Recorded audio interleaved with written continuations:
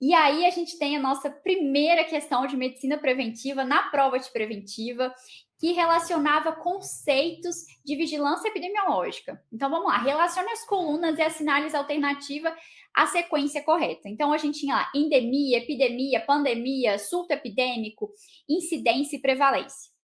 E aí, começando aqui, vamos fazer a nossa sequência.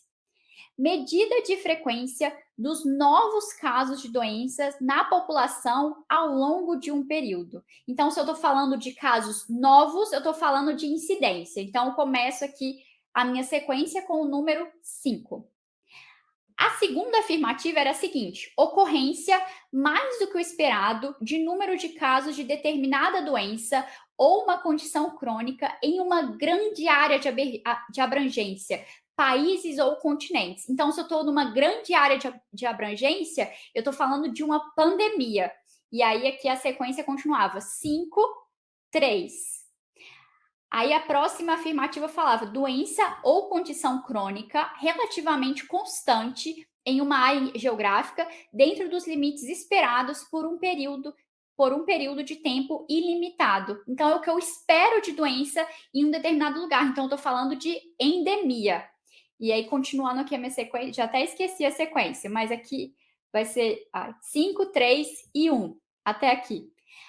A próxima afirmativa era a seguinte: frequência de casos existentes de determinada doença em determinada população em um dado momento.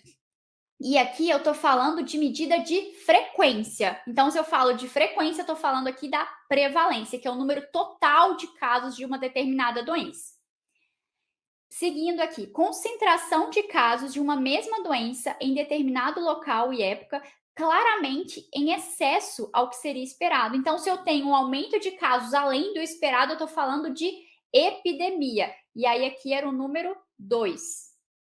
E, por fim, ocorrência epidêmica restrita a um espaço extremamente delimitado, como uma escola, quartel, edifício ou bairro. Ou seja, eu tenho um aumento de casos de forma localizada. E aqui é o conceito de surto, que era aqui o meu número 4.